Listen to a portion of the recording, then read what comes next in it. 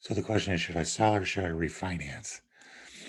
And I think there's a bunch of different micro level analyses you've got to do with this first to even get the facts on the table to make a good decision. So the comparison at the high level is selling, doing the 1031 exchange, purchasing a new property. Or should I refinance? Well, first of all, that's got to involve an analysis of the performance of the property right now. It's not enough to just get itchy feet and want to go buy a new property. That's cool. But if you truly want to do the comparison of which is going to be better for you, then first of all, you've got to analyze the performance of your property right now. What's your true net operating income? The NOI, that is your revenue minus all of your expenses. What is that that's coming in every month? Then make sure that you factor in allowances, vacancy allowances, repair allowances. Make sure that your mortgage payment includes insurance, taxes, and as well as principal and interest, to make sure that you're not leaving anything on the table. A lot of times I hear people say, I'm cash flowing $300 a month, but that's before they factor in vacancies, certain expenses, perhaps that roof that's coming up that's going to need repair. All those kinds of things can go into the decision. A house that's got brand new systems, that's not likely to cost you much in capital expense over the next few years, is probably a whole different animal than the house that you're thinking about selling that's got good NOI, but it's got a looming roof that's going to need to be put on. That $20,000 roof can erode years of gain. And that's what you got to factor in, first of all. What's the true performance of this property? But then, secondly, you've got to factor in a refinance, what will be the performance of this property? Because in a refinance, you're changing debt. When you add debt, you add a payment. Now, what's interesting is that several of my clients over the last year have actually decided to refinance and hold on to their properties because the refinance, even when it pulled cash out, still led to a lower principal and interest payment. That's kind of an awesome win win on both sides, isn't it? They were able to get the money that they want to go do more reinvesting, but at the same time, they lowered their expenses every month, so that increased their NOI. Usually, though, what happens is that a refinance adds to the payment. The payment is higher. And so when someone is kind of thinking about the idea of, is it time to refinance or sell? One of the real questions becomes, if it's just a marginal producer now, what's going to happen after I refinance? Very seldom, except in cases like right now, when interest rates have dropped so low, is it feasible for someone to do a refinance? Because a refinance almost never improves the performance of a property. But you've got to know that in order to compare that. So you're comparing on one side, what's my current performance of the property? What's my projected performance of the property after the refinance? And then let's take a look at what if I sell the property. Now, selling the property is going to be different than a refinance on a couple levels. First of all, because you're going to have to do a 1031 exchange, or right up front, you're going to pay the tax on the gain from the sale. So you just got to know that going in. A refinance is tax free. So you can get all that money out, take and use it. In a sale, you either have to 1031 exchange if you want to use the full equity from the property, or you're going to have to pay tax and lose some of those reinvestment dollars up front. 99% of the clients will end up choosing to do a 1031 exchange because they're going to reinvest anyways. But the point of all of this really is that a refinance does not give you access to 100% of the equity. Remember, they're only going to refinance X percent, 75%, 65%. It's all going to be different lender to lender. In a sale and a 1031 exchange, you get access to 100% of the equity to reinvest. So you're going to get more dollars to purchase with. So the comparison starts with that. Then the comparison goes into, if I sell into a 1031 exchange, what is the market telling me? What can I buy? If all I can buy are properties just like what I have, maybe or maybe not, there's a reason to hold on to the refinance instead. If there are properties that I can find that will perform better than my projected performance with a cash out refinance, then obviously that really leads me to a decision of how to think about selling this thing. It's marginal at best now. It's only going to get worse. I'm not going to access 100% of the equity. Let's sell, access 100% of the equity, go get properties that are going to be better performers using the 1031 exchange, not pay any tax or lose any of the dollars of equity from that property sale. So that's a huge consideration.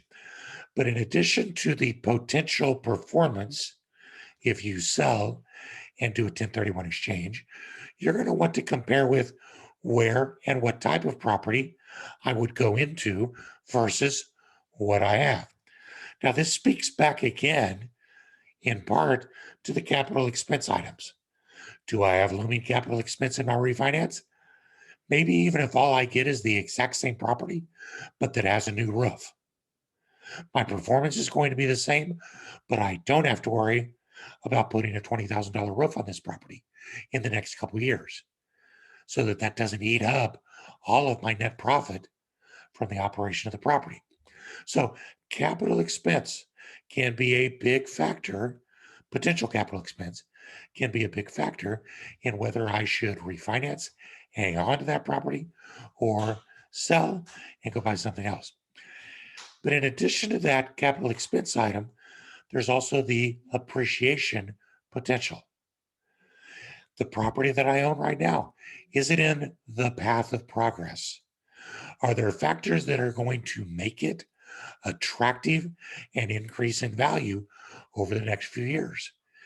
If so, that appreciation, once you factor that in as a potential source of income, can be a driver in whether you should keep that or not. But maybe that property is dead ended. It's at the appreciation it's going to get in this market. It's going to sit there, or it's in an area where rents are steady, but appreciation, yeah, not so much. In that event, you may want to think about, instead of refinancing and hanging onto it, doing a 1031 exchange to go into an area where there's greater appreciation potential, as well as the same or better net operating income potential. None of these are all fixed, that it has to be one or the other. It's the idea of being able to compare all of the apples in your basket, as well as what happens if you get rid of a few of them. That's going to help you get to a good decision of whether I should keep or whether I should sell, refinance, or do a 1031 exchange. So, in addition to capital expense, in addition to the appreciation potential, there's also the opposite side of that. What about the deterioration potential? Many markets enjoy huge booms, but when a correction happens in the market, people flee away from that region. People move their renting and living habits so that your renting property becomes harder to rent. And so it becomes less desirable property in general to hold. I was dealing with a question with this just a couple of days ago with a client from Denver who had several really good producing properties in the outskirts. Now, those properties in the outskirts in the foothills of Denver have enjoyed awesome appreciation because, as nobody could afford to live in the core of Denver, they were more willing to drive further and further. But what happens when all of a sudden, or over a period of time, the market softens in a metro area like Denver. There becomes many more renting opportunities at cheaper prices there. People are going to be less and less willing to drive further from work to home. So those rental properties that you have in the foothills around Denver that are awesome rentals right now might not be awesome rentals in a period of time. And once that happens as well, we know that because they're not renting for as much, they're not renting as often, they're less desirable for people to live, they're going to decrease in value. And so when that happens, you're going to have properties that truly do depreciate. So again, another factor, are the properties that I have ready to survive a correction? If so, then keeping that property in your portfolio and doing a refinance to buy others might be a great avenue to pursue. But if not, the 1031 exchange is what allows you to sell that property and take all of the equity and reposition it into better performing properties that have more potential for appreciation, that are better positioned to withstand a correction in the market. Those are all the kinds of factors that have to go into that decision. It's not as simple as I'm tired of this property. It's the comparison of what is this property truly doing and what can I really realistically get if I reposition it. Once you know all of those factors and they can then start to improve, I'm sorry, once you know all those factors and they can truly start to compare the differences, that's when you'll know what the right decision for you is going to be. And I would probably be remiss if I didn't mention the third leg of this stool that needs to be compared. On the one hand, we've got the performance quality type potential of the property you're selling or that you own. On the second leg of the stool is the quality, potential performance type of property and location where I would want to position my assets and how much money that's going to take. So whether I refinance to get part of the equity or whether I have to sell to do the 1031 to get all of the equity. The third leg of the stool that really needs some analysis is your personal situation. And yeah, in that is your desires as well. Are you anticipating a move to a different region? Now might be the time to sell that property and reposition that into assets in the region where you're going to move. Are you contemplating a retirement? Now might be the time to 1031 that property into something that's more passive in nature, that's going to take less effort. Are you settled in right where you're at and that property you own is 2 blocks from you? Maybe that's a really good argument for hanging on to it and doing the refinance. What's your credit worthiness? If you refinance that property, what can you get for a rate? You need to talk to some lenders so that you know what your situation truly is. And if you do that, you'd better anticipate what does that then mean when I sell my other property, sell this property, what am I going to be able to borrow and at what rate for my next property? Or if I refinance it, what am I going to be able to get for a rate buying a new property where I haven't sold one? See, all of those things are going to be really unique to you, but they're huge factors in terms of whether you really should, in your case, sell and do a 1031 exchange or hold on to that property and do a refinance. So compare the legs of the stool of what's the performance potential and of the property that I own versus what's the potential performance, markets, and type of the properties I would buy if I did a 1031 exchange and hold both of those up against that third leg. Really, realistically, What can I do right now from a financial stretching and leverage point of view? And I think if you hold all those three up against each other, that will be a good point of comparison. I see this question in bigger pockets all of the time. Should I stay or should I go? Which is one of my favorite topics of a post of all time, just because I'm a 90s music guy. Or is it time to refinance or sell? Is it time to hang on to it? I'm stuck. I don't like this property, but I don't know what I should do.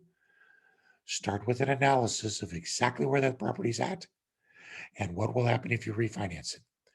Go to where you would look and buy.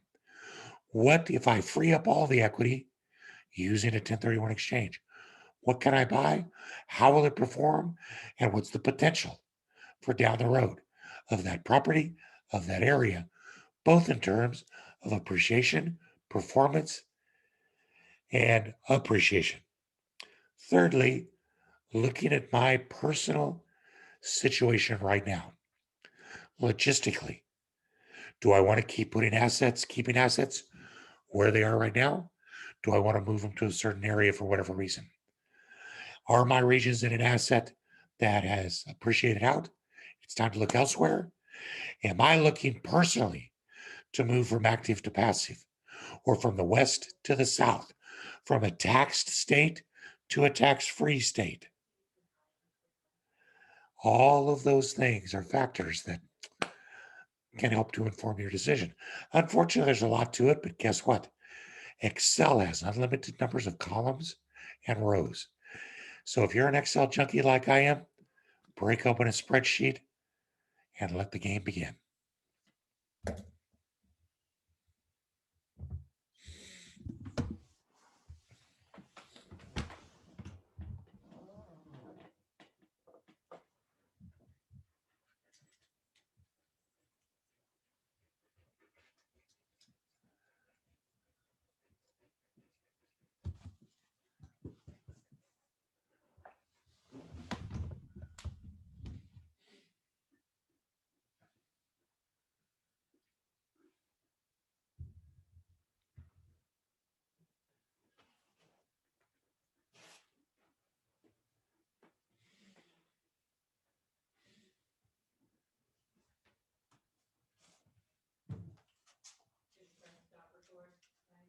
Stop video.